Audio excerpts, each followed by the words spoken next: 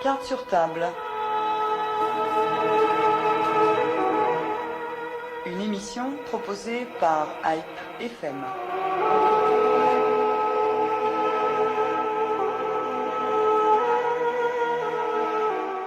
Ils ont séjourné en Arménie, ils y vivent encore, ils sont de retour en France. Ce sont des jeunes Arméniens de France qui, à un moment donné, ont souhaité vivre en Arménie.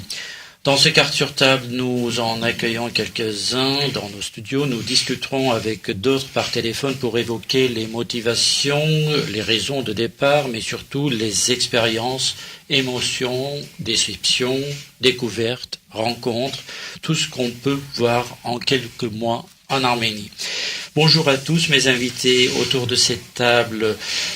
Rafi Sarafian, bonjour. Sevan Dourman, qui est notre stagiaire, qui est avec nous, qui a fait un stage sur IPFM pendant 2 mois et nous accompagne dans cette émission parce qu'elle a été en Arménie pour interroger et rencontrer certains de ces Arméniens de France qui sont encore aujourd'hui en Arménie. Nous sommes avec Shushan Dolian, bonjour, et avec Artsvik Alexia Dossikian, bonjour. Alors, on se pose toujours la question, pourquoi partir en Arménie ? Qu'est-ce qu'il y a de beau en Arménie ? Pourquoi un jeune devrait aller en Arménie ? Je vous pose la question, quelles sont vos premières motivations, Shushan ? Moi j'étais partie parce que j'avais découvert qu'il y avait l'université française en Arménie, donc c'était l'UFA, dont le diplôme était valable en France. C'était un diplôme français qu'on nous donnait. Et comme moi j'ai toujours voulu vivre en Arménie, ça a été une expérience pour moi. Je suis allée de 2011 à 2012, enfin 2 ans je suis restée, 1 an de préparation et la première année en première année de droit. Et par la suite je suis revenue pour terminer mes études que j'avais commencées ici.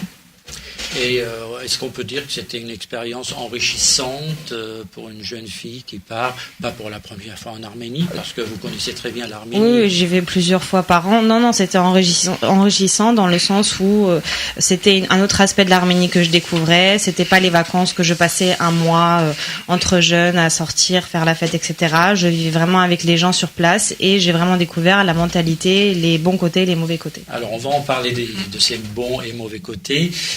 Artsvik, vous êtes parti pourquoi en Arménie ?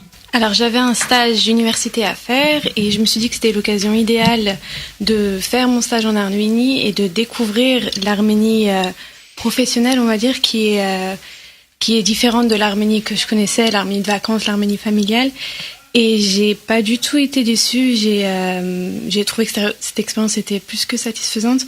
Pour un peu les mêmes raisons qu'a évoqué Shushan, j'ai vu les bons et les mauvais côtés de Alors, ça veut dire là-bas. que si vous n'aviez pas été en Arménie pour des vacances, vous n'auriez jamais pensé à y aller pour travailler ? Est-ce que ce fait d'avoir été en Arménie, ne serait-ce que pour des vacances, pour des courts moments, ça a été le déclencheur ?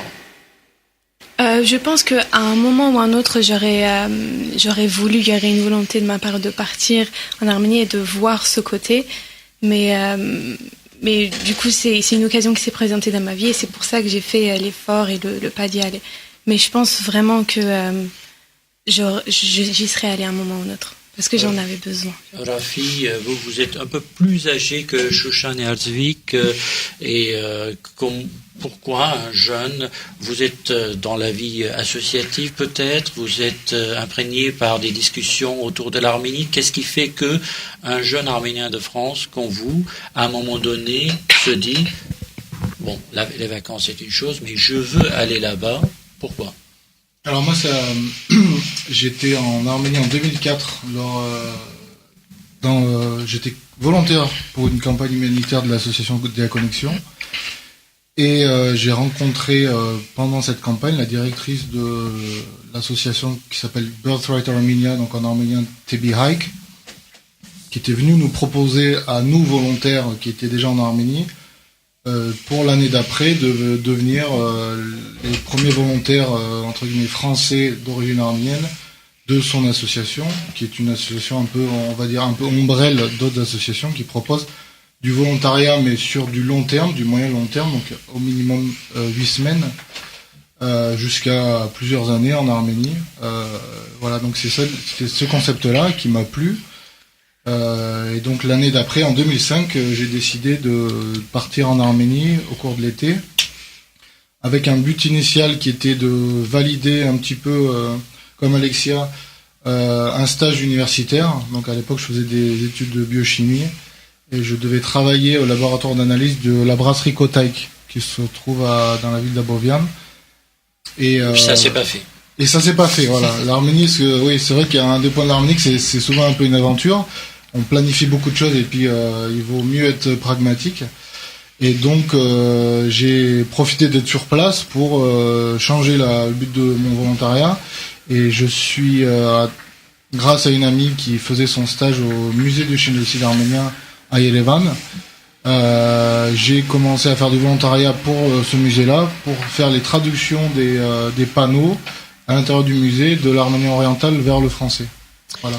Alors, on va rentrer dans les détails parce que c'est le quotidien qui nous intéresse, les gens, la vie culturelle, les difficultés que vous avez pu peut-être rencontrer. Sévan, vous avez été cet été encore en Arménie. Tout à fait. Pour des vacances. Mais oui. Vous en avez profité aussi pour voir des gens. De toute façon, tout à l'heure, on verra un enregistrement d'une personne que vous avez pu rencontrer. Oui, exactement. Alors en fait, j'ai rencontré une jeune Française de 25 ans qui s'appelle Charlotte Poulain et qui est vraiment tombée amoureuse de l'Arménie. Oui. Ah, on se connaît là-bas tous, les Arméniens de France. Quand on est en Arménie, on se voit, on est ensemble dans des petits cafés, etc. Donc il y a une... Voilà, donc c'est tout de suite les sourires. Vous allez peut-être pouvoir réagir à ce qu'elle va dire alors. Et en fait, elle est partie en 2013 pour la première fois en Arménie pour une semaine de vacances chez sa tante là-bas. Et à ce moment-là, elle s'imaginait pas du tout qu'elle allait rester en Arménie. Donc elle a trouvé ça agréable, mais sans plus. Et elle faisait un master en fait en relations internationales à Sciences Po Paris. Et elle s'est dit pourquoi pas faire mon stage de fin d'études là-bas. Du coup, elle a fait son stage à l'UNICEF en fait. Et ça lui a beaucoup plu. Du coup, en juin 2015, elle a eu son diplôme et elle s'est dit je vais partir m'installer définitivement là-bas. Et comme Rafi, en fait, elle est partie grâce à Birthright. Et depuis janvier, elle travaille pour une ONG qui s'appelle One Armenia. Et c'est en fait une petite ONG, ils sont 5 à Yerevan. 5 filles. 5 filles, exactement, on va en reparler. Et en fait, c'est une ONG qui a été créée il y a 4 ans aux États-Unis et qui a pour but de développer des projets donc dans l'agriculture, dans les produits made in Armenia et dans le développement du tourisme notamment. Mais je vous propose peut-être maintenant d'écouter elle-même nous parler de ce qu'elle fait exactement en Arménie. Dans un petit instant. Voilà, ce sera une entrée en matière. Mon programme est data manager, c'est-à-dire qu'en gros je m'occupe des chiffres principalement, mais aussi de certains projets. Donc là on a un projet d'application mobile qui s'appelle Hike Armenia, qui permet aux gens de découvrir des chemins de randonnée en Arménie. Donc c'est moi qui suis en charge du projet, donc de faire en sorte que l'app soit développée, du contenu qu'il y a sur l'app, de chercher les guides, de faire en sorte qu'il y ait toutes leurs informations, le numéro de téléphone, etc., que ce soit accessible sur l'application mobile. Donc voilà. Donc en gros je fais ça et vu que c'est une toute petite ONG, là on est que 5 sur place à Yerevan, on fait beaucoup de choses en commun, c'est-à-dire que moi je vais aussi écrire des articles pour le blog. Quand on fait beaucoup de monitoring sur les projets qu'on a déjà fait les années d'avant. Donc là, c'est la personne qui peut y aller ce jour-là va aller dans un des villages où on a déjà fait un projet pour prendre des photos, prendre des vidéos, poser des questions, demander comment ça se passe et voilà, faire du monitoring. Donc ça, c'est un peu, c'est une responsabilité qui est un peu partagée entre tous les membres de l'équipe. Ce que je trouve sympa, parce que du coup, c'est beaucoup plus intéressant pour moi en tant que nouvelle diplômée, de vraiment genre nouvelle entrée sur le monde du travail, d'apprendre à faire différentes choses et de pas être cantonné à un seul rôle. Alors voilà, une expérience. Moi, je serais très intéressé avant de rentrer dans le détail de notre discussion. Arzvik, vous avez fait quoi justement? Votre quotidien a été fait de quoi en Arménie? Alors moi, j'ai également fait appel à l'association Birthright Armenia, qui m'a trouvé un stage dans une entreprise qui était en rapport avec mes études. C'est ce que j'avais demandé. C'était Dim Communication, une start-up, une boîte de communication. Du coup, mon quotidien a consisté à les aider dans tous les projets qu'ils faisaient. C'était plutôt du design. Du coup, ils étaient axés sur le design, sur la communication des autres entreprises qui existaient en Arménie. Et en parallèle, j'ai fait aussi du bénévolat dans une autre entreprise, France Formation Internationale. Je donnais tout simplement des cours de français. À ceux qui voulaient, qui s'étaient inscrits au cours. Et le quotidien, l'ambiance de travail. Alors, cette entreprise que vous avez citée, c'est une entreprise de jeunes gens, pour certains venus de la diaspora, donc il y a une superbe ambiance. Ce sont des gens très bien, et d'ailleurs, l'Arménie c'est un petit pays, donc on connaît presque tout le monde. Mais est-ce qu'il y a une vraie ambiance, la relation avec les clients? Parce que souvent on nous dit on travaille un peu plus et on compte pas les heures. On travaille, on compte pas, même si on a un petit salaire, mais quand il y a un projet, on se donne. Il y a un vrai esprit d'équipe. Est-ce que tout ça est vrai? Est-ce que vous l'avez senti? Alors, j'ai été très très agréablement surprise parce que je vous avoue, j'avais des a priori. En y allant, je me disais que ça va être très différent de tout ce que nous, en tant qu'Arméniens de la diaspora, on connaît de la vie d'entreprise. Mais j'ai vu qu'ils étaient comme nous, en fait. J'ai pas vu beaucoup de différence entre le travail qu'ils pouvaient eux fournir et par rapport à celui qu'on pouvait nous fournir comme Arméniens de France dans une entreprise française. Donc oui, il y avait pas cette différence. Ils vivaient comme nous, ils travaillaient comme nous. Il y avait pas d'heures supplémentaires comme vous disiez. Je pense que je suis tombée dans une relativement bonne entreprise. Donc ils avaient un salaire assez élevé par rapport à la moyenne des salaires d'Arménie. Donc ouais, je me suis très très bien entendue. Il n'y avait pas de différence de mentalité non plus. Alors Rafi, en termes d'ambiance de travail, la relation avec les collègues, est-ce que c'est partout pareil? On peut dire qu'il y a un vrai esprit d'équipe en Arménie, une cohérence entre dans le monde de l'entreprise. C'est vrai que moi j'étais beaucoup entouré de volontaires qui faisaient un travail similaire au mien, c'est-à-dire des traductions au musée du génocide arménien. Moi, la deuxième partie de mon expérience en Arménie, donc je parle de mon expérience en 2005, c'était d'encadrer la campagne humanitaire de DA Connexion. Et là, j'étais beaucoup plus en interface avec entre guillemets, des sociétés locales, parce que je devais m'occuper donc DA Connexion. En Arménie, les campagnes, c'est à la fois des camps dans les écoles, donc de l'animation de centres aérés, comme on peut trouver en France, et puis aussi de la rénovation des structures éducatives, donc des écoles ou des maternelles. Et je m'occupais notamment de les trouver dans des magasins ou auprès de fournisseurs du matériel pour la rénovation, du matériel, des choses comme ça. Et donc, j'étais un petit peu face à des gens qui travaillent dans le BTP en Arménie.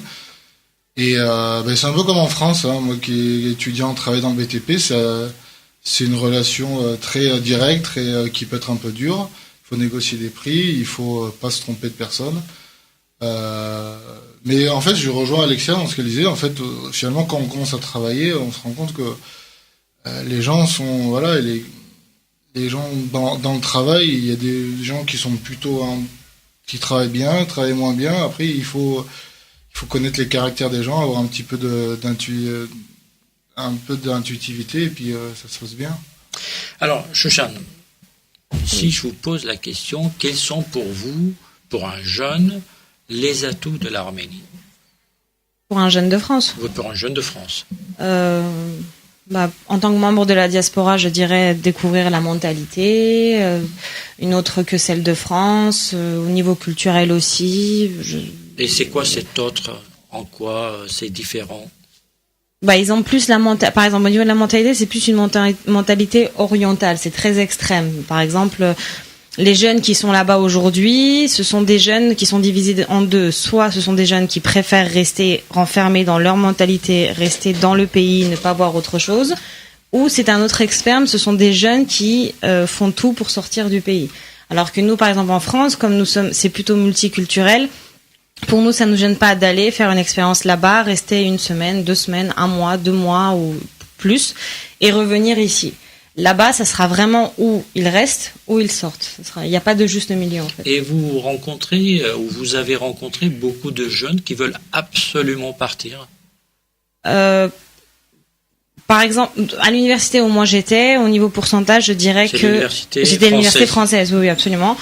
Je dirais que c'était 50-50. Une partie, vraiment, dans les jeunes, ils avaient 18-20 ans. Une partie voulait avoir absolument leur diplôme, continuer en France leur master pour revenir en Arménie et travailler dans des grandes entreprises.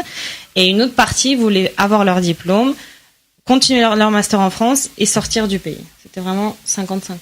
Vous êtes d'accord avec ce sentiment? Est-ce qu'il y a vraiment une envie? Et pourquoi, s'il y a cette envie? Est-ce que parce qu'on n'a pas d'espoir d'avoir un bon avenir, les salaires sont bas, il n'y a pas de débouchés, ou c'est parce que les Arméniens sont pris par cette propagande que l'Occident c'est merveilleux et l'Arménie finalement c'est un petit pays encerclé? Qu'est-ce qui fait qu'on veut sortir? Je pense qu'il y a aussi le pourquoi pas nous, pourquoi pas moi aussi, pourquoi moi je peux pas aussi faire des études à l'étranger et vivre à l'étranger, pourquoi finalement entre guillemets c'est le génocide il y a 100 ans qui a décidé que mon petit cousin, son arrière-grand-père a émigré vers l'Europe et moi, le mien, d'Erzurum, il est parti vers Yerevan par exemple. Alors justement, la grande question pour nous aujourd'hui, est-ce un avantage d'être en Arménie ou un désavantage? Tel que dit par vous, Rafi, c'est que c'est un handicap d'être en Arménie. Alors qu'on peut aujourd'hui penser, et certains le pensent, et d'ailleurs c'est la raison pour laquelle il y a de plus en plus de gens de la diaspora qui s'installent, c'est pas que pour 6 mois ou 1 an, qui s'installent carrément, et on nous dit qu'ils sont très heureux. Il y a toujours des difficultés, mais très heureux en Arménie. Comment faire pour transformer cet état d'esprit pour les Arméniens, pour les locaux, qu'ils prennent conscience que leur pays est formidable finalement? Qu'est-ce qu'on peut faire, Altvik, pour ça? Je pense que ça dépend de différents facteurs. Par exemple, ceux qui vont à l'université, ils ont déjà plus d'opportunités. Déjà, Shushan a évoqué le pourcentage de 50-50. Je trouve vraiment ça énorme que 50% d'Arméniens veuillent rester en Arménie. C'est-à-dire on va dire que c'est une image. Oui, c'est une image, je parle déjà. Là. Oui, mais du coup, elle est allée sur le terrain, elle a vu, du coup, elle a constaté. Donc, le fait qu'ils voient un avenir relativement bon en Arménie, ça prouve déjà une vraie croissance de ce pays. Donc je trouve que c'est vraiment positif pour l'avenir. Après, il faut pas oublier une chose, c'est que les Arméniens de dehors, nous, quand on vit en France, on a la possibilité de voyager en Europe, d'aller aux États-Unis. On a dans l'avenir le chômage, la sécurité sociale, etc. Les jeunes de là-bas, ils ont rien. Donc forcément, tout ce qu'ils veulent, c'est sortir du pays. Oui. Alors,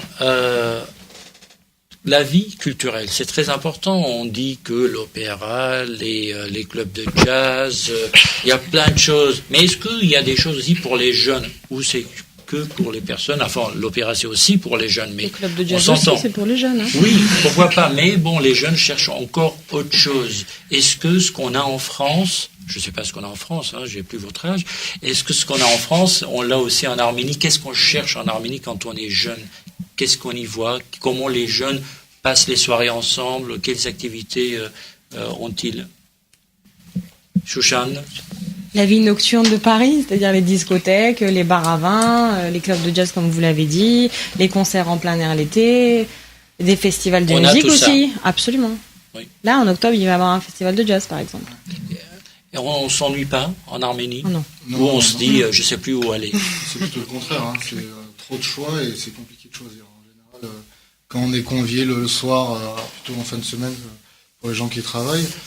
Il y a beaucoup d'opportunités de sorties, effectivement. Moi, j'étais encore cet été, on m'a dit, viens, on va dans un bar à vin. Viens, on va dans un club, on va écouter de la folk arménienne. Et je suis allé et j'ai trouvé ça super. Et il y a même des choses où j'ai pas forcément trouvé de vrai équivalent en France. Hein, donc, c'est là où c'est intéressant de se dire que on fait pas que copier ce qu'il y a en Occident. Il y a aussi des choses qui sont créées, qui sont novatrices en Arménie. Alors, est-ce que si on est seul, on vient de partir en Arménie, évidemment, le départ est organisé la plupart du temps, que ce soit avec des organisations que vous avez citées ou un départ tout seul, mais est-ce qu'on est seul, on est perdu, on est solitaire, seul et solitaire, ou est-ce qu'on se fait des amis très rapidement? Comment ça se passe?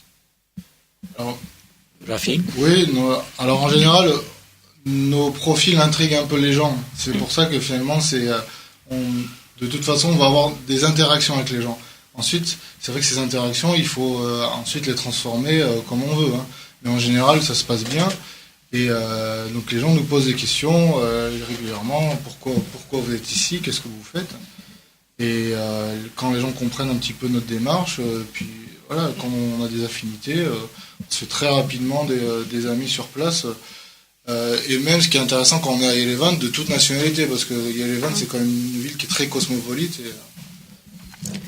Alors oui, justement, alors pour revenir à Charlotte Poulain que j'ai rencontrée à Yerevan, alors ce qui est intéressant avec elle, c'est qu'en fait elle ne parlait pas un mot d'arménien quand elle est partie là-bas. On a l'impression qu'elle est issue d'un mariage, de ce qu'on appelle un mariage mixte.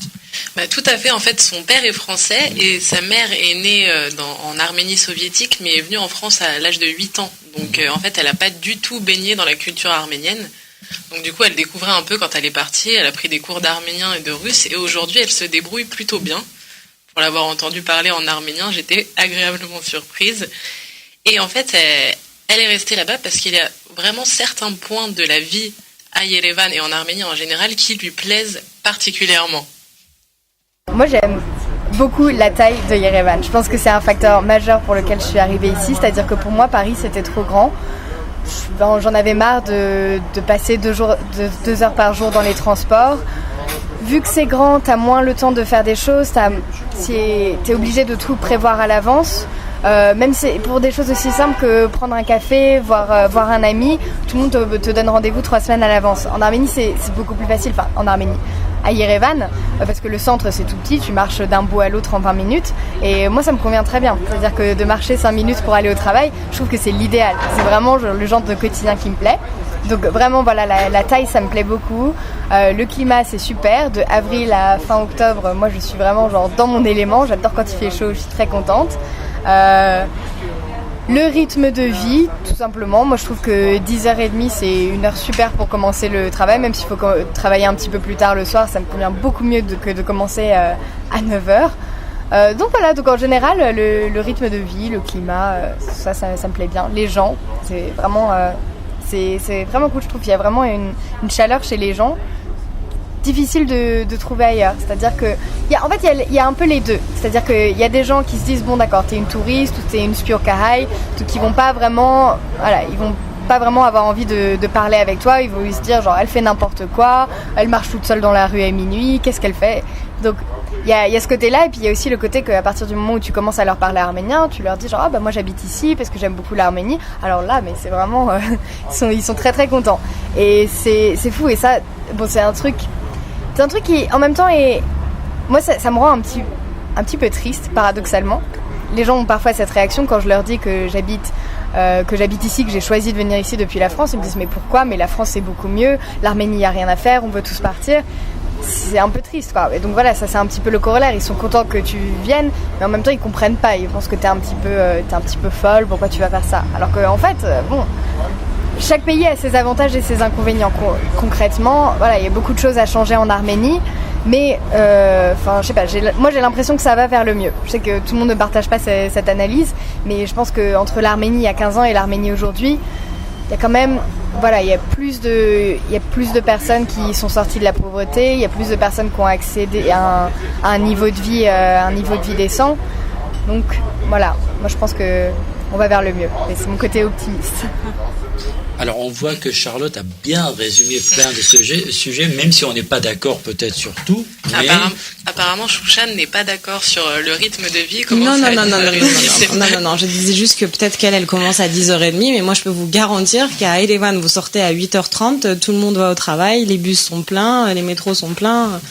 Après, chacun son rythme, mais 10h30, personnellement, Non, mais ça, c'est pour la vie peut-être chez elle, mais oui. Je sais qu'il y a des entreprises qui commencent à 8h30. Hein. Par exemple, l'entreprise où vous étiez à Zwick, je pense qu'elle ne commençait pas avant 10h.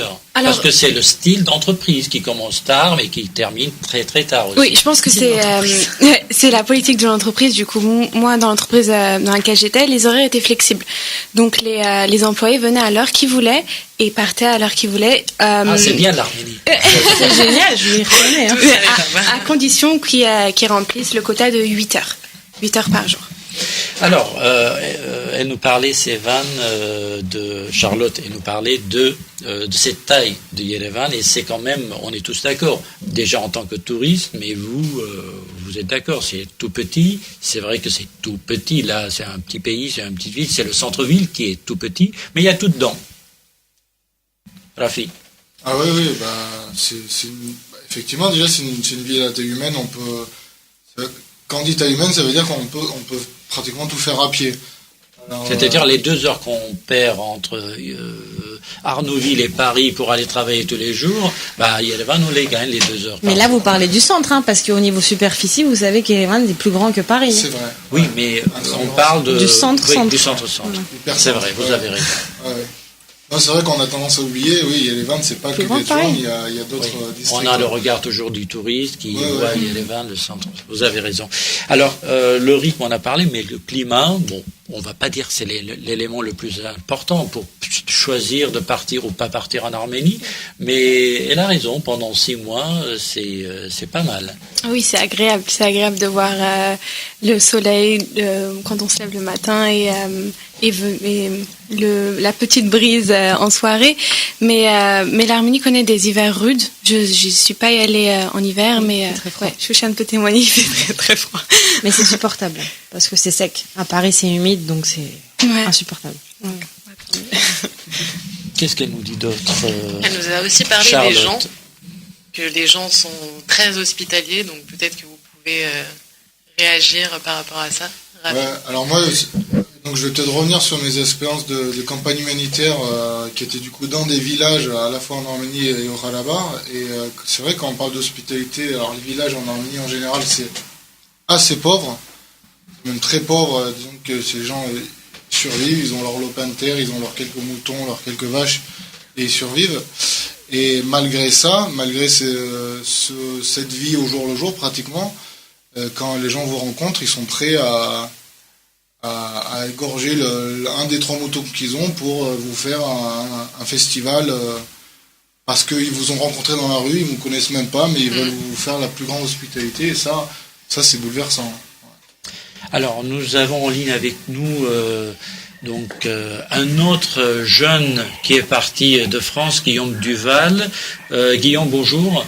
Bonjour. Vous êtes à Nice actuellement, mais vous avez vécu en Arménie. Alors dites tout d'abord, qu'est-ce qui vous a motivé pour partir et c'était quand et qu'est-ce que vous y avez fait essentiellement en Arménie? Alors je suis parti en juillet 2013, donc je suis resté 2 ans sur le projet Savous du Front arménien de France. Moi, ce qui m'a motivé, c'était que j'étais d'origine arménienne, mais j'étais jamais parti en fait en Arménie. Et bien que français, je voulais découvrir en fait les origines du coup de ma mère et de mon deuxième pays. Et puis j'avais envie de voir quelque chose d'autre, de tenter une aventure, et ça m'a vraiment plu. Alors, est-ce que alors c'était en quelle année, pardon? 2013. Je suis parti en 2013, je suis revenu en 2015. Je suis resté 2 ans. Est-ce que le facteur linguistique était un frein? Ça a créé des difficultés pour vous? Oui et non, en fait, moi je suis parti, effectivement, je parlais pas arménien, parce que j'ai pas eu la transmission par ma mère, donc c'est compliqué effectivement au début, mais après c'est un vrai enrichissement, parce que de toute façon, on se retrouve assez vite isolé. Alors il n'y a rien de péjoratif là-dessus, hein, bien sûr, mais on est obligé de toute façon d'apprendre la langue, et du coup c'est un réel lien finalement qu'on a après avec l'Arménie. C'est une fois qu'on apprend la langue, les coutumes, la culture, on crée vraiment voilà quelque chose avec les habitants là-bas et non, ça devient vite finalement une vraie richesse.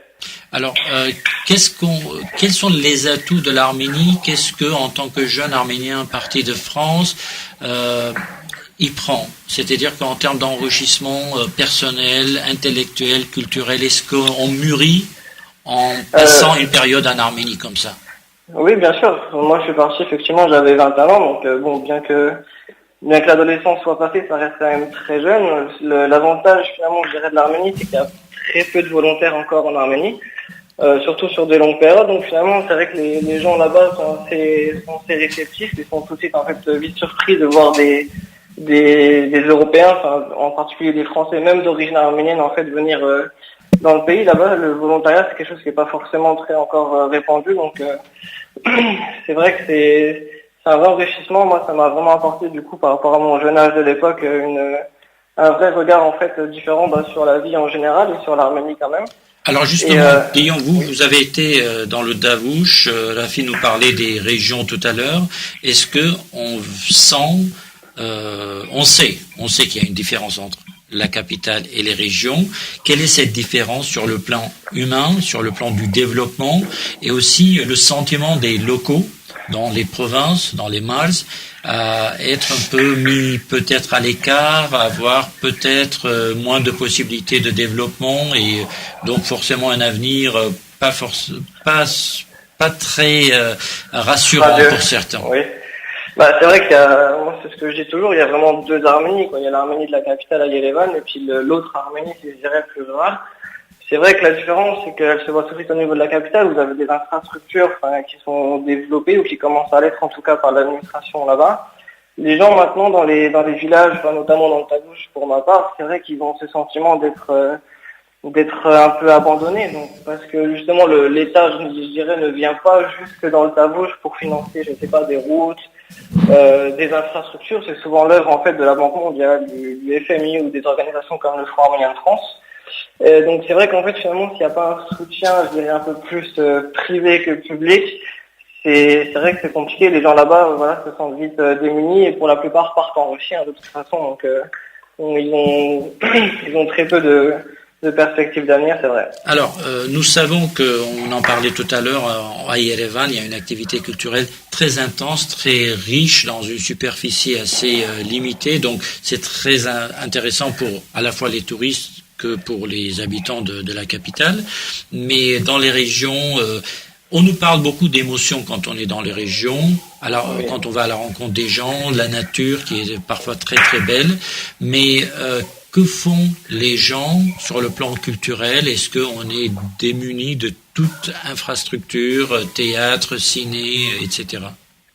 Ah oui, pour Yerevan, en tout cas pour la région du Tagouche, c'est vrai qu'il n'y a pas de théâtre, il n'y a pas de cinéma non plus. Enfin, moi, je suis allé quelques fois au cinéma et c'est vrai que c'est à Yerevan.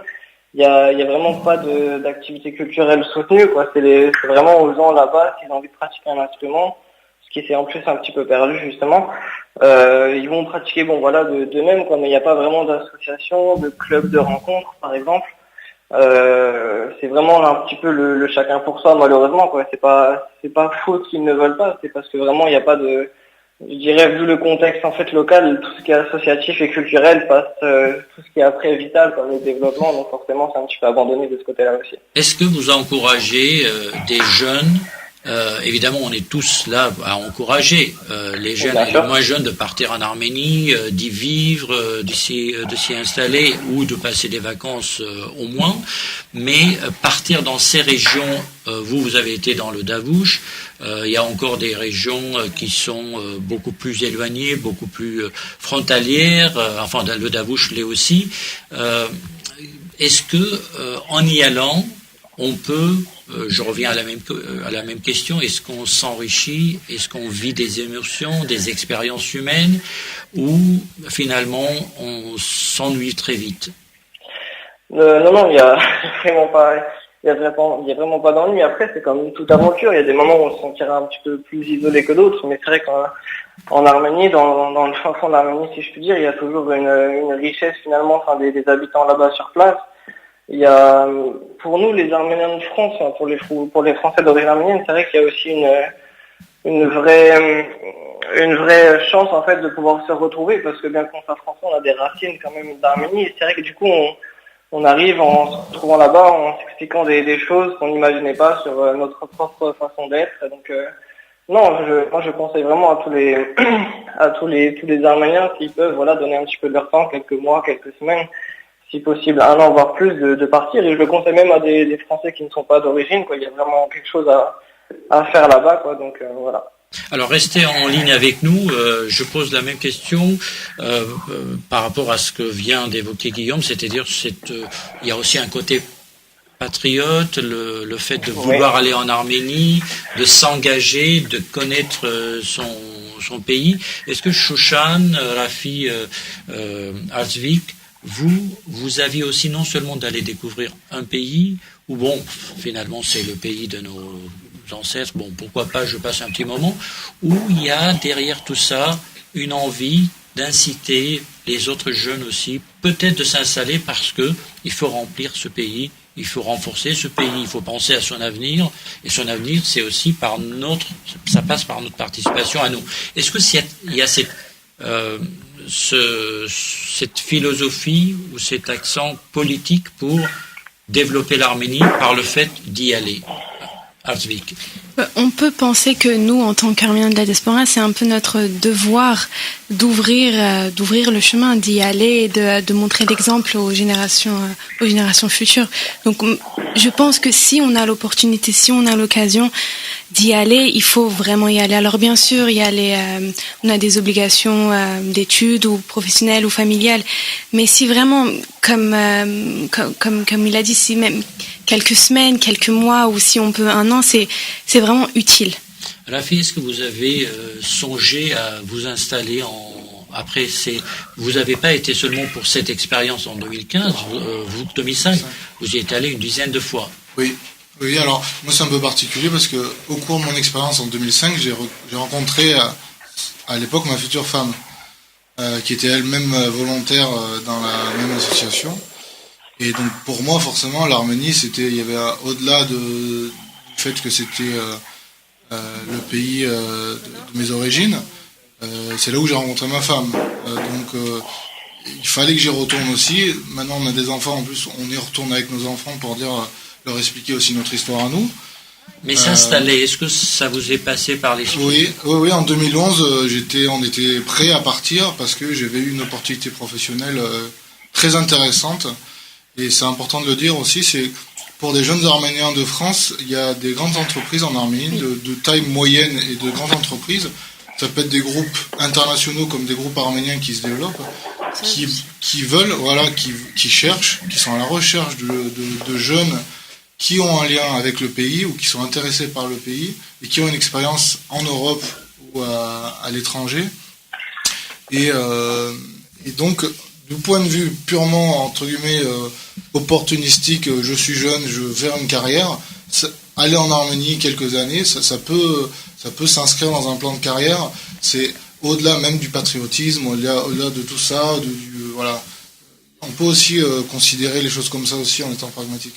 Shoshan, vous en connaissez des gens qui sont partis et qui s'y installent, des jeunes, des moins jeunes, et qui considèrent que finalement cette idée, il faut la casser, qu'il faut partir de l'Arménie. Pourquoi ne pas parler de retour vers l'Arménie?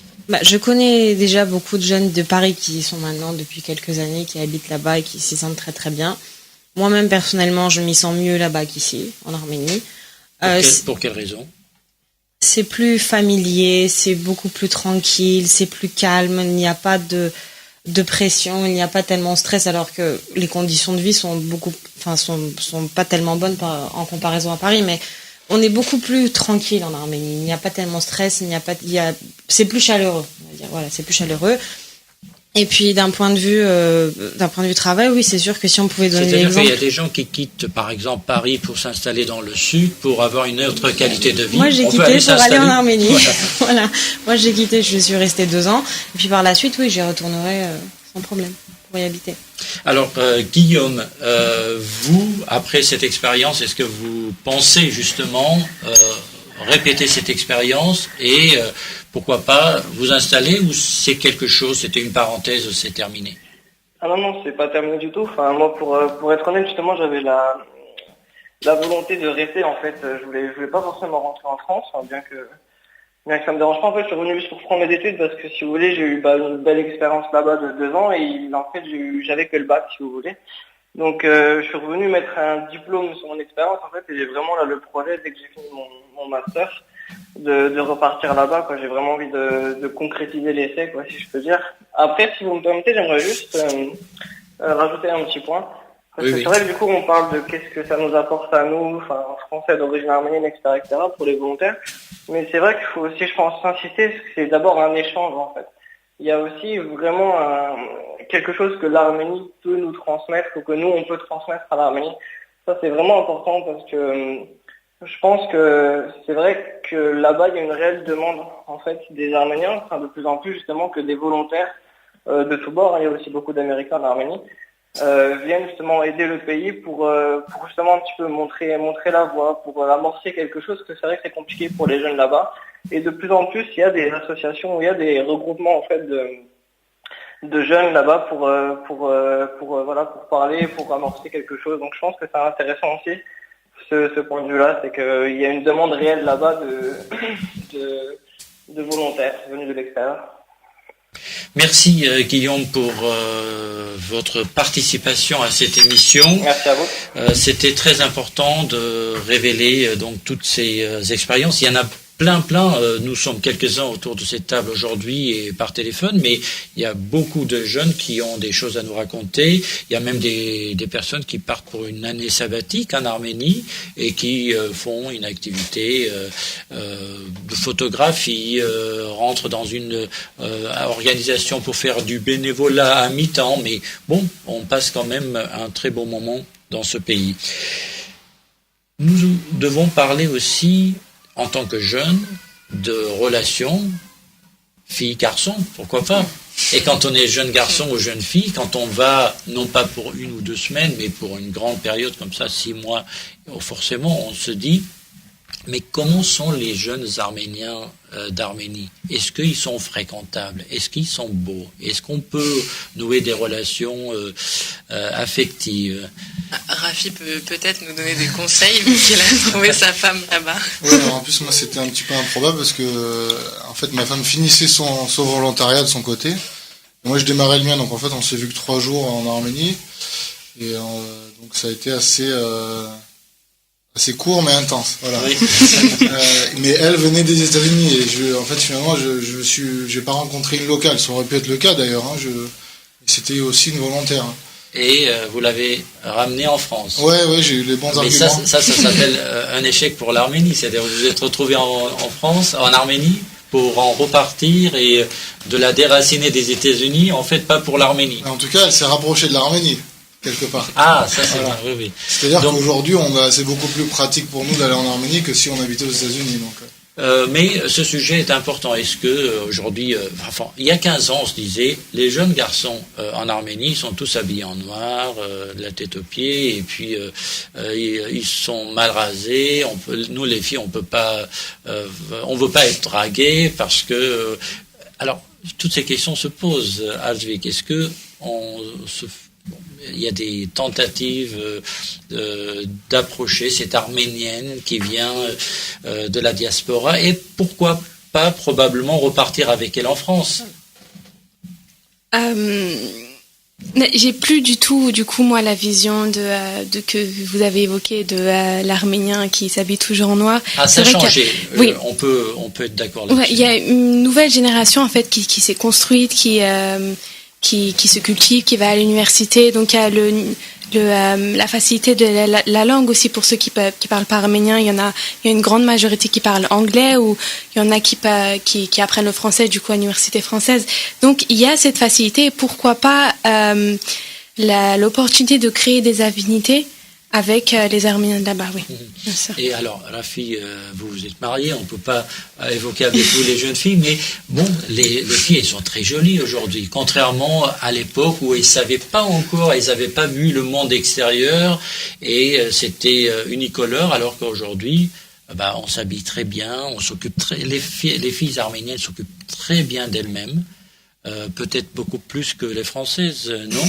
C'est-à-dire le soin quotidien d'être toujours super moi, bien coiffé. Oui, enfin moi un exemple tout bête, quand moi j'allais à l'université française le matin à 7h, 8h dans le bus, je voyais les filles habillées, coiffées, maquillées, comme si elles allaient en soirée arménienne. Donc oui, effectivement, elles prennent beaucoup soin d'elles, c'est sûr. Alors nous avons une autre personne partie de France en Arménie, Maïda Chandez-Avakian, qui est au téléphone avec nous et qui est à Yerevan actuellement, ou plutôt à Ashtarak. Maïda, bonjour. Bonjour. Vous êtes où actuellement? Je suis à Ashtarak. C'est ça. Donc, alors, vous y vivez à Ashtarak ou vous êtes plutôt à Yerevan d'habitude? Je suis un peu entre les deux. En fait, là, j'ai plutôt un atelier, parce que je fais du dessin, donc j'ai un atelier à Ashtarak, donc c'est à 20 minutes de Yerevan, donc c'est assez proche. Alors, cela fait combien de temps que vous êtes en Arménie? Là, ça fait quelques mois, enfin depuis mai. Mais je venais au début avec la même association que Rafi, avec DA Connexion, donc il y a très longtemps, il y a une dizaine d'années, et pour faire des missions dans les villages.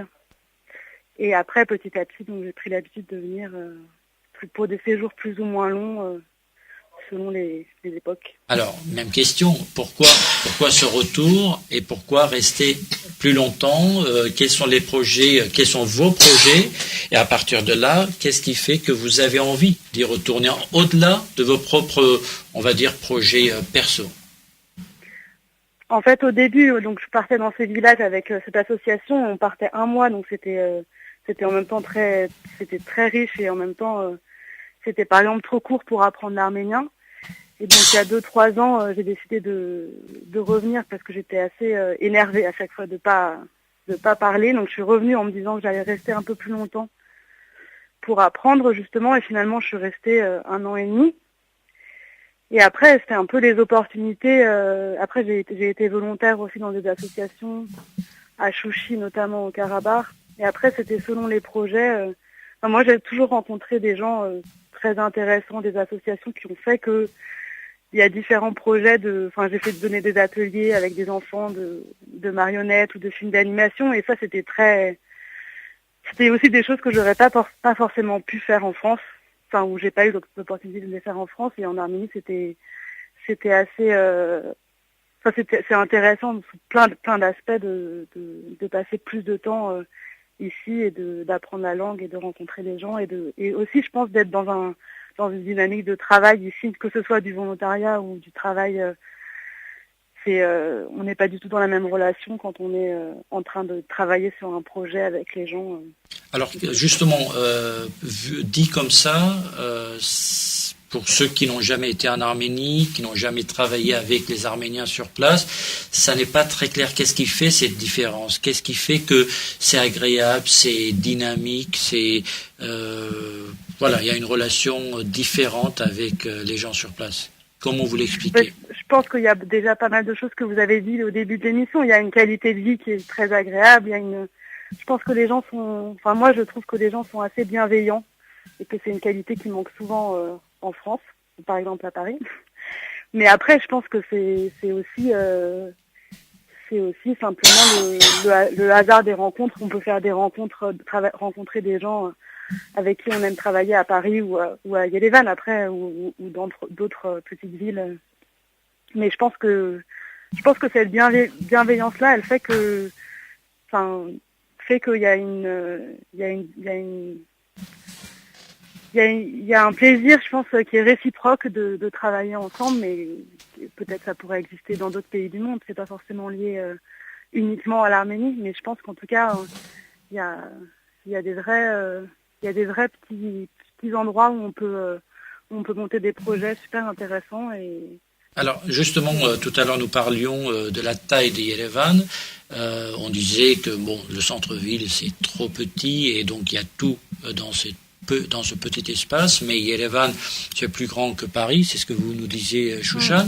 Mais là vous êtes à Ashtarak, à 20 minutes, 25 minutes de Yerevan, donc même sortir de Yerevan, je ne dis pas aller à Gümri ou à Sisian, mais sortir de Yerevan, aller dans la vraie nature, c'est possible en quelques minutes. Moi, c'est aussi une des raisons qui fait que j'aime beaucoup venir ici. c'est que en une demi-heure, moins d'une demi-heure de petits bus, on peut être dans des endroits assez incroyables. Et par exemple, Ashtalak, c'est une petite ville, mais il y a quand même une ambiance de petit village, quoi. Et qui se développe quand même cette ville. Comment ? Qui se développe. Il y a des cafés, il y a des hôtels. Ashtalak commence à avoir ses touristes, donc c'est quand même une ville qui se développe. Oui, c'est pas du tout perdu comme ville. Hein. Il y a notamment beaucoup de gens qui ont des maisons, des gens de Yerevan qui ont des maisons à Ashtalak, mais c'est vrai que le fait de pouvoir sortir et se déplacer assez rapidement, ça permet d'être aussi dans une relation au pays et aux gens qui est complètement différente, mais les gens l'ont dit avant aussi que quand on est à Paris, enfermé un peu dans une grande métropole bétonnée. Alors justement, il y a un autre aspect dont on n'a pas parlé, c'est le coût, non pas la qualité, le coût de la vie, parce que en Arménie, même si parfois les touristes disent que l'avion c'est trop cher, etc., mais vivre en Arménie ou être touriste en Arménie même, ça coûte pas très cher. Les restos c'est pas cher, les cafés pas cher. Évidemment, ça dépend du choix de ces cafés, mais généralement on peut se débrouiller avec peu d'argent pour passer un quotidien agréable. Chouchan. Oui, tout à fait, mais par contre, il ne faut pas oublier que quand on y va en tant que touriste, on y va avec les conditions qu'on a à Paris. C'est-à-dire que si on vivait sur place localement avec le salaire que les gens reçoivent là-bas, on n'aurait jamais pu vivre cette ville, que ce soit les cafés. Il faut pas oublier ça. Pour nous, c'est très bien, c'est génial, c'est divertissant, on s'y sent bien, les cafés, etc. Mais il faut pas oublier qu'on y va avec ce qu'on a de Paris. Donc voilà, c'est sûr. Mais après, non. Par contre, il y a certains magasins comme des supermarchés qui, pour moi, sont beaucoup plus chers qu'à Paris. Ah oui. Ah oui, totalement. Le SAS, par exemple, c'est 2 fois les prix de Paris à Carrefour ici. C'est sûr. Et donc, on va pas citer tous les supermarchés. Non, mais c'est un exemple comme un autre qui est au centre. Il y en a beaucoup qui achètent, mais je vous dis, c'est beaucoup plus cher qu'à Paris. Que ce soit moi, le Nouvel An, j'y vais là-bas. Ce qu'on dépense pour les achats du Nouvel An, par exemple, et je le vois, c'est très très cher par rapport à Paris. Ah oui, et pour le Nouvel An, il y a ils augmentent les prix aussi, voilà. Ils en profitent. Mais généralement, c'est pas un pays où on dépense trop d'argent, je suis. Pour la nourriture, pour le quotidien, non, mais par exemple, il y a des magasins de vêtements aussi qui ont les mêmes prix que ceux de France, donc. Oui, mais là, c'est pour ceux qui ont les moyens. Pour ceux qui n'en ont pas, il y a toujours bien sûr, il y a les marchés, il y a oui, on a toujours des alternatives, mais le transport c'est pas cher, le taxi 1,20 € pour aller dans Yerevan. Ça c'est pour nous, mais est-ce que vous vous rendez compte que la personne sur place qui gagne pas beaucoup, 600 drams tous les jours en taxi, juste aller-retour, ça fait quand même une sacrée somme, ça fait plus de 1000 drams par jour. Oui, mais avec les bus c'est 150 drams. Oui, je suis d'accord, mais vous me parliez de taxi, c'est pour ça que vous répondez. Taxi 600 drams, oui, mais c'est rien. C'est rien pour nous. Mais localement, c'est cher. Justement, je parle de nous, parce que c'est les jeunes Arméniens qui vont travailler ou des bénévoles qui restent quelques mois, mais franchement, 1 € pour prendre le taxi. Regardez comme ça, oui, c'est pas cher, voilà. C'est sûr. Donc, nous revenons à Maïda. Maïda, quelle a été la rencontre la plus improbable que vous avez pu avoir en Arménie, parce que vous êtes dans le dessin, avec des artistes peut-être, parce qu'il y a une vie artistique très dense, il y a plein d'artistes qui parfois n'ont pas la chance d'exporter leurs œuvres, d'exposer leurs œuvres, mais il y a quand même une vie intellectuelle et artistique très, très agréable si on arrive à toucher ces gens.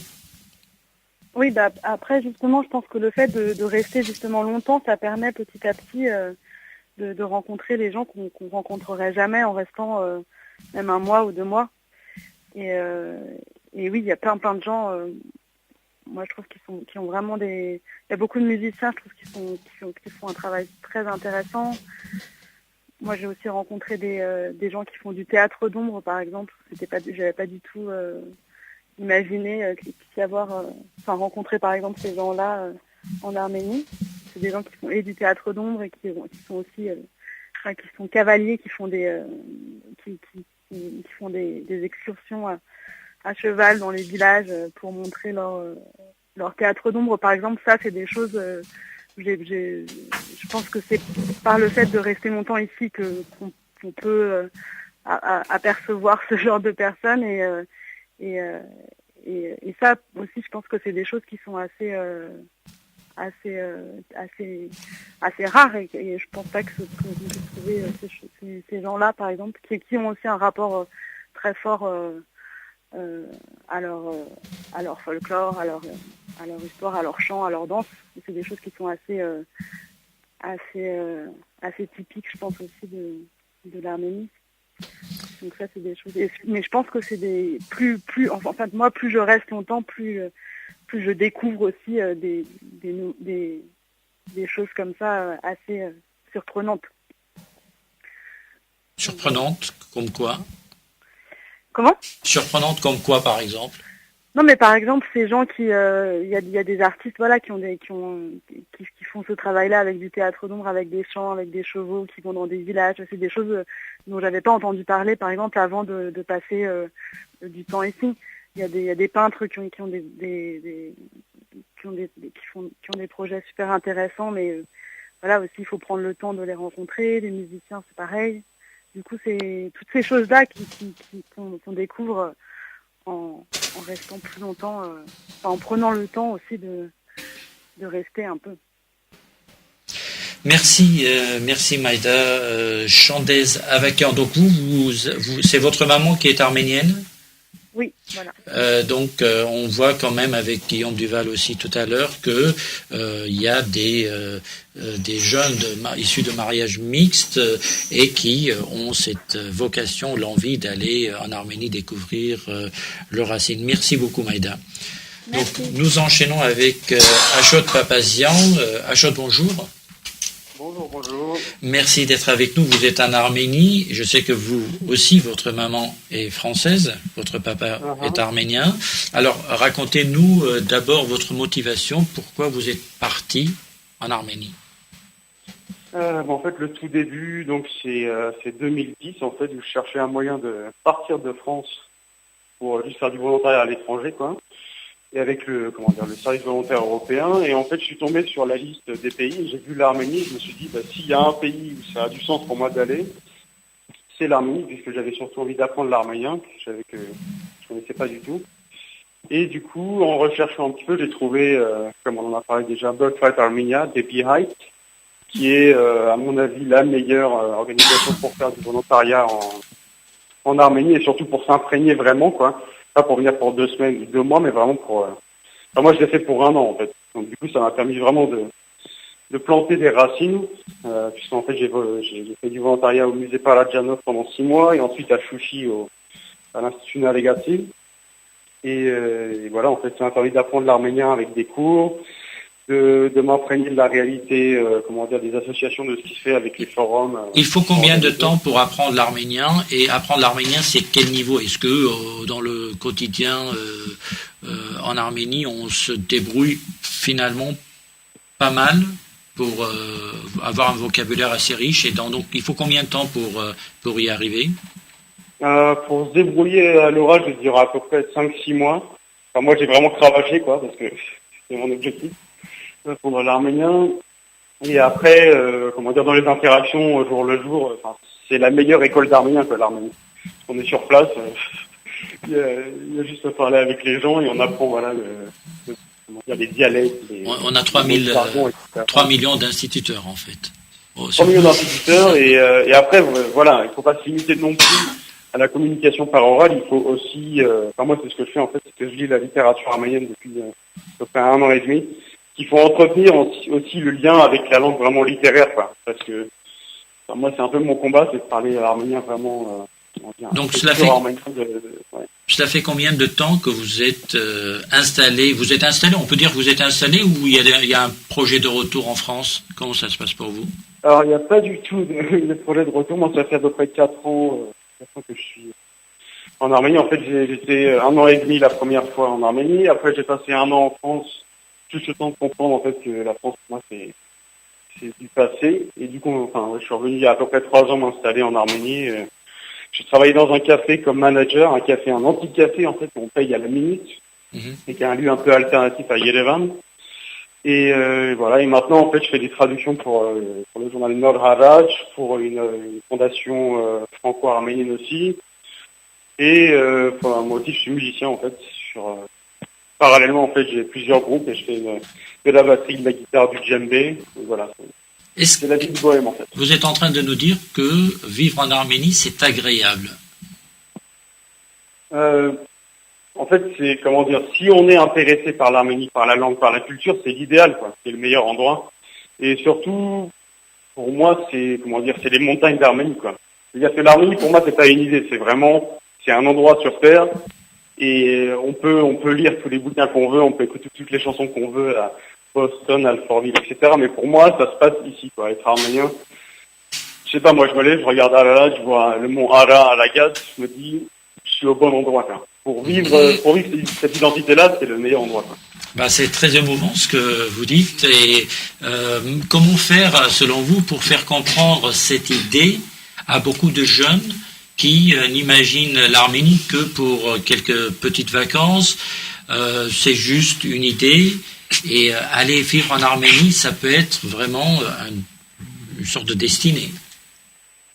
En fait, pour l'Arménie, il faut recréer le lien parce que les Arméniens de diaspora, malheureusement, ce que je sens souvent, c'est que le lien a été perdu, en fait.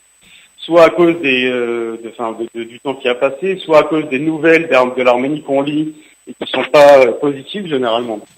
Et en fait, il faut, moi, ce que je conseille aux jeunes Arméniens, c'est pas de venir s'installer. Parce que moi, si on m'avait dit il y a 6 ans, Ashot, tu dois venir t'installer, tu dois faire ceci, cela, moi, j'avais pas de lien avec l'Arménie, j'y connaissais quasiment rien, j'étais pas dans la communauté ni rien.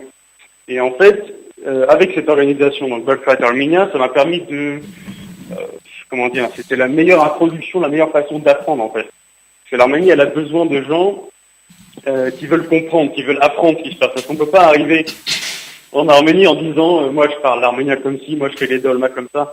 Il faut arriver, il faut apprendre, en fait. C'est une école de tous les jours et recréer le lien, en fait. Donc, si ça peut être d'abord pour 6 mois, pour 1 an, faire une première expérience, voir si ça marche, si ça nous plaît, et après continuer si... Alors vous, généralement, les Arméniens qui partent de France, vous connaissez entre vous, qui connaît Ashod?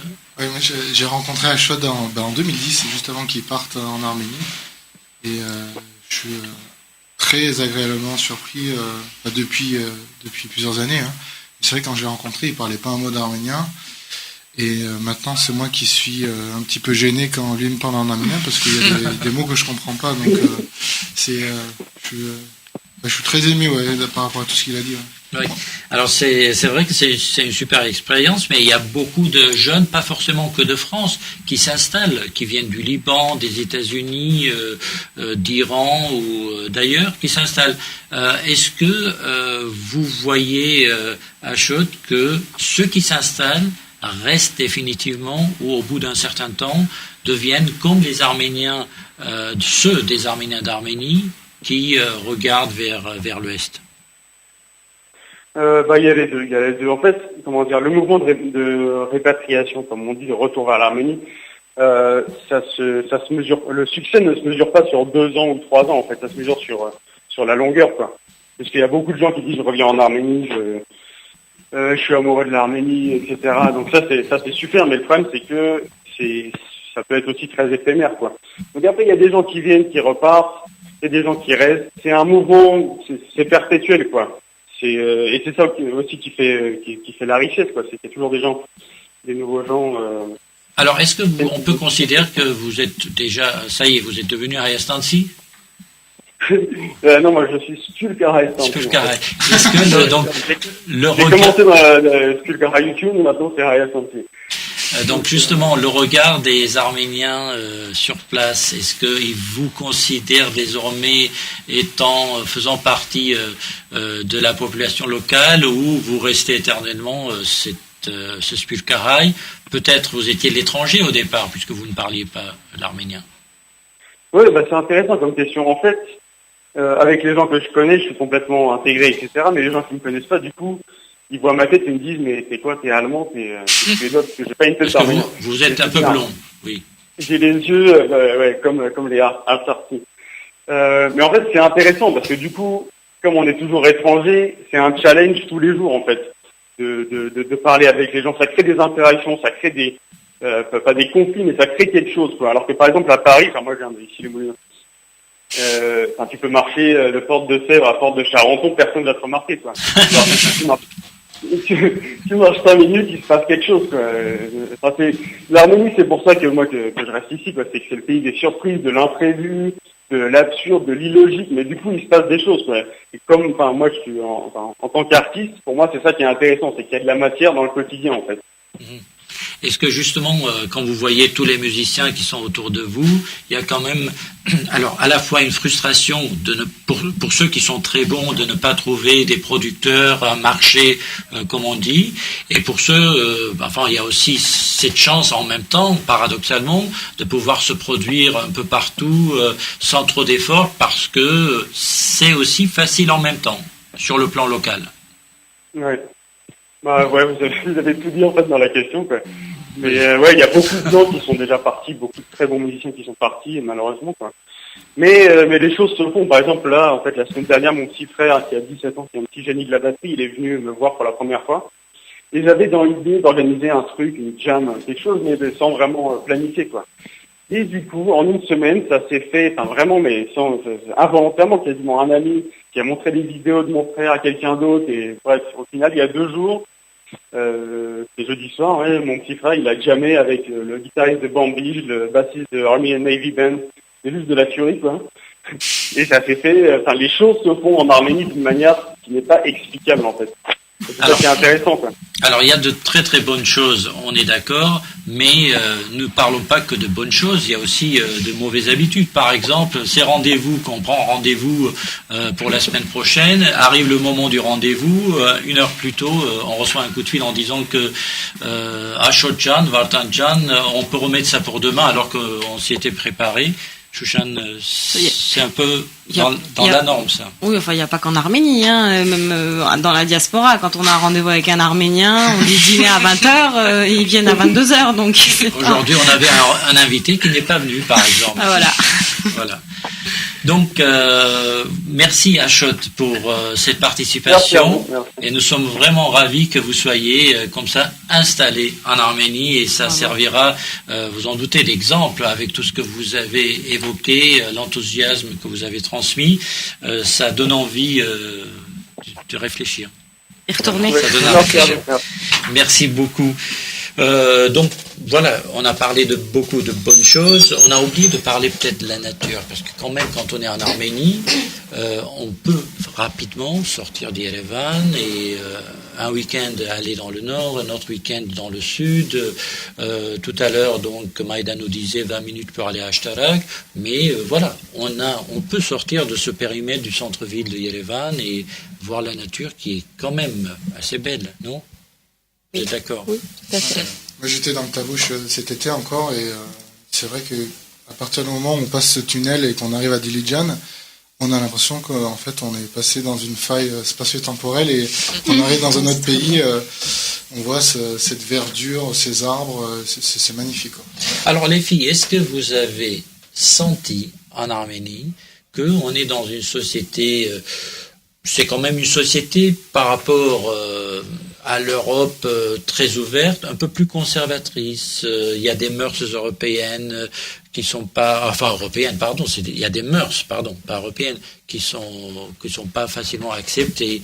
Les Arméniens sont beaucoup plus, par exemple, il y a des sujets quand on parle d'homosexualité et qu'on part de France, ça semble aujourd'hui très naturel désormais de parler d'homosexualité.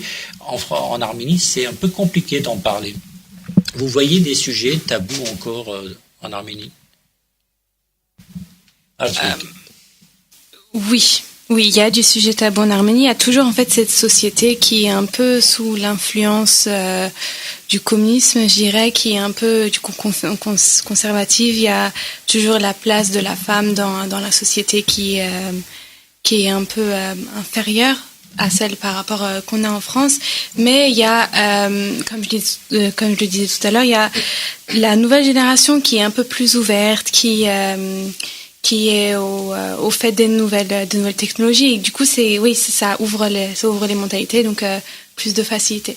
Alors maintenant, je sais pas ce qui est le meilleur, s'il faut mieux être conservative ou plutôt être ouvert. Mais du coup, seul l'avenir nous le dira, je dirais. Alors c'est intéressant, Alcévic, que vous évoquiez ça, parce que Charlotte Poulain, donc j'ai rencontré en Arménie, m'a justement parlé de deux choses principalement qui l'ont marquée et qui continuent un peu de la déranger en fait. Cette aversion à tout ce qui est bancaire, c'est-à-dire que quand tu veux faire quelque chose en Arménie, même si c'est quelque chose d'aussi gros que l'achat d'un appartement, les gens s'attendent vaguement à ce que tu viennes avec ta valise de cash pour les payer. Ce qui, moi, me paraît très, très bizarre. Après, bon voilà, ça, c'est pas très grave, donc c'est pas comme si ça avait dérangé mon intégration. C'est juste des trucs, bon voilà, les choses se font différemment ici. Moi, ça m'inquiète pas trop. Un truc qui est bizarre aussi, c'est que, alors par exemple dans mon bureau à Yerevan là, on est 5 employés, on est toutes des femmes. Notre directrice pays, c'est aussi une femme, et c'est assez rigolo parce qu'en général quand quelqu'un rentre dans la salle, donc il regarde autour de lui et puis il se dit genre mais à qui je parle ici en fait, qui est le patron? On est là genre bah c'est Anaït. Et en général ça les surprend beaucoup parce qu'ils se disent genre bah il y a que des femmes ici, où est passé leur boss? c'est assez bizarre, hein. Enfin, donc ouais, des fois il y a un petit peu comment dire, un espèce de machisme latent que voilà, qui dérange un petit peu parfois. Ça t'empêche pas vraiment de faire des choses, mais c'est-à-dire que bon voilà, tu sais que les gens te prennent pas entièrement au sérieux parce que t'es une femme. Ah ouais, voilà, c'est pas comme si en France on était exempt de ça non plus, donc voilà. C'est vrai, on n'est pas exempt de ça en France, mais en même temps, en Arménie, il y a ce paradoxe. À la fois, il peut y avoir un peu de machisme, mais le contraire, on peut en parler également, c'est-à-dire des femmes qui réussissent dans le monde de l'entreprise. Donc, c'est vrai, on rentre. Parfois, j'ai remarqué, vous allez me dire si vous aussi, qu'on ne serre pas la main à une femme. Est-ce que vous avez rencontré ce phénomène ? Non, on rentre dans un tellement... endroit, on se serre la main à tous, on arrive à la femme, on dit bonjour, on passe. Et non, ça m'a dérangé. Non, moi j'ai pas tellement senti ça. Non. D'accord. Mais on m'a serré la main normalement. Par contre, on voit le développement de la femme, parfois même, qui avance beaucoup plus vite que l'homme en Arménie, dans le monde de l'entreprise aussi. Oui, bah, après, la ministre de la Justice actuelle est une femme, la ministre de la Diaspora aussi. Le ministre de la Culture aussi. La ministre de la Culture aussi, donc en fait... Mais bon, au Parlement, il n'y a pas beaucoup de femmes non plus. On est d'accord. Dans la politique, c'est un pays, oui. Sur le plan politique, c'est plus... Voilà, mais après, juste pour replacer sur les mœurs de l'Arménie, pour moi, il y a le contexte du Caucase, et au-delà du Caucase, c'est vrai que je considère, moi, qu'au niveau des mœurs, dans ce monde du Caucase et du nord du Moyen-Orient, l'Arménie est quand même un petit peu un phare. J'ai rencontré moi-même des Français cet été qui étaient en voyage à Géorgie et Arménie, et que même donc, dans ces deux pays chrétiens, ils trouvaient que l'Arménie était beaucoup plus ouverte au niveau de la mentalité. Donc voilà, il faut remettre l'Arménie dans son contexte. Et puis quand on va dans des banques, dans des assurances, dans plein d'entreprises, on voit énormément de femmes à des postes de responsabilité. Alors peut-être que le big boss, lui, c'est un homme, mais ensuite, derrière, c'est tout de suite beaucoup de femmes. Donc cela signifie que les femmes gagnent de l'argent, les femmes s'épanouissent, les femmes font des études. De toute façon, elles ont toujours fait des études. On est dans un pays où le niveau d'alphabétisation est à plus de 98%. Donc c'est quand même extraordinaire, ce qui signifie que les femmes ont droit à l'éducation, à tous les niveaux de l'éducation. Donc on ne peut pas vraiment parler d'une société machiste, même si... Voilà, il y a quelques expressions qui datent du siècle précédent. Je pense que Suzanne pourrait en témoigner, mais dans les universités, il y a plus de filles que de garçons en général. Oui, c'est vrai. Enfin, à l'UFA, en tout cas, il y a plus de filles que de garçons. En tout cas, on a essayé aujourd'hui d'avoir ce tour d'horizon pour parler de vos expériences en Arménie, de personnes ayant vécu au moins pour 2, 3, voire plus de mois ou d'années en Arménie. Je sais qu'il y a beaucoup de jeunes qui nous écoutent, qui avaient peut-être des expériences à partager avec nous. En tout cas, merci de votre présence et j'espère que ce que vous avez pu relater ici servira aussi d'exemple, en tout cas donnera envie à d'autres pour partir, rester ou pas rester, mais bon, en tout cas penser à partir en Arménie. Merci Sevan merci qui nous a Matan, accompagnés surtout. pour préparer cette émission. Merci Adzvik, donc Merci à vous. je vais vous donner vos noms au complet, hein, Adzvik ou Alexia de Sikian. Merci Shushan Durian, merci Rafi Sarafian, et merci aussi à ceux qui étaient au téléphone avec nous, Guillaume Duval, Ashot Papazian et Maïda Chandez Avakian. À la semaine prochaine. Au revoir.